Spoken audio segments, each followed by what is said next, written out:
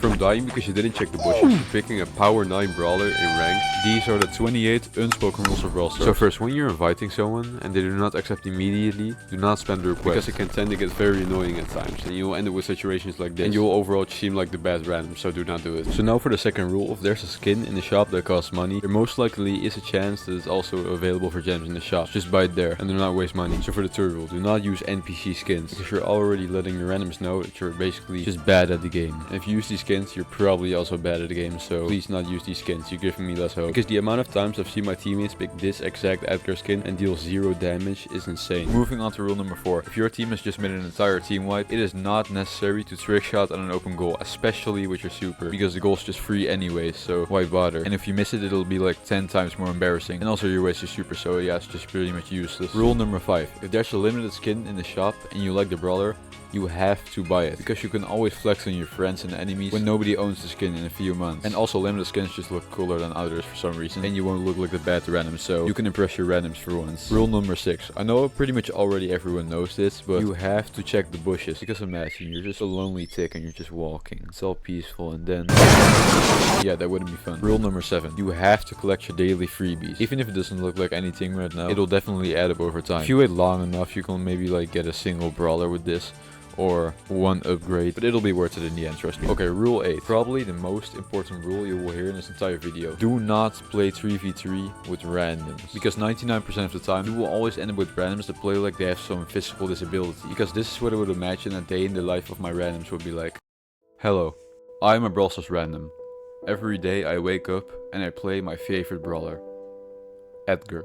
I think that I've become so good at Edgar that I could be classified as the best Edgar in the world. Just look at my plays. As you can see, I am the best in the game. I will compete in the World Championships one day. Just look at these stats. You can't tell me I'm not the best Edgar in the world. I spend 25 hours a day perfecting my Edgar skills. No one can ever beat me. I am simply just the best. Rule 9 might come off as a surprise for some people, but you have to upgrade Hank. No, I'm not even joking. Hank is literally getting a hype charge soon, or it will already be out when this video comes out. So that is why you actually have to upgrade Hank, because he's going to be very good in the meta soon. So rule number 10. We all know fame is pretty much useless. So when you get a reward that contains credits, you have to save them up to claim when a new brawler comes out, because you do not want your credits to go to useless fame. As you can see here, I have a lot of credits saved up on my trophy road, and I do have some occasional mastery rewards to save up for when a new brawler unlocks, because unlocking a new brawler is way better than unlocking Moon Fame 2. Rule 11. This is kind of a short one, but if you have multiple brawlers on your account that are almost max tier, but you just don't push them to max tier, you have to do it, because your account will just look so much better with an extra max tier. Okay, for the 12th rule, my randoms have to take notes for this one. Do not change your name to a pro player's name or a YouTuber's name. You might think it makes your account look good, but it is the total opposite effect, because the amount of randoms I get with pro players' names that just get the most horrible stats is insane. Like, bro, you are not Tensai, just pick an original name. And that actually brings me to the 13th rule of this video. Do not pick an NPC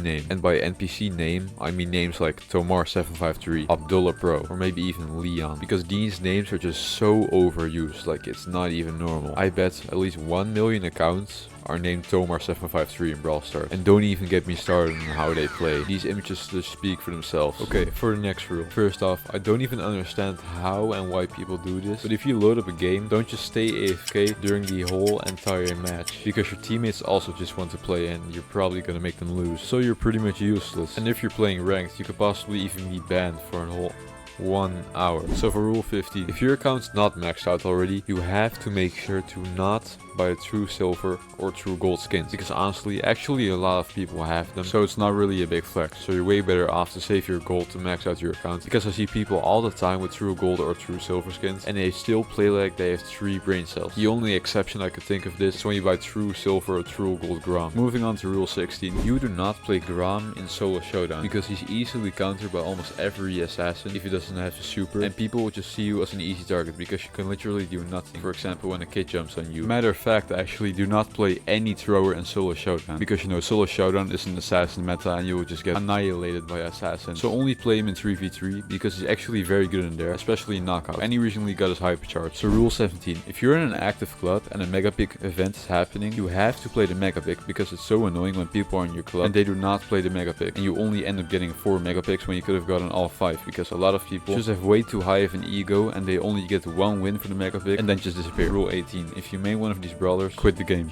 Rule 19. If you're playing Crow in Heist and you get your hypercharge, only use it on the Heist save, because it deals about 40,000 damage and that's about half the save, so make sure to save your hypercharge only for the save. Don't even try to aim it slightly next to it, because you will lose around half of the damage, making it not worth the effort. And plus, Crow's hypercharge is so hard to farm, so make sure to use it wisely. Rule 20.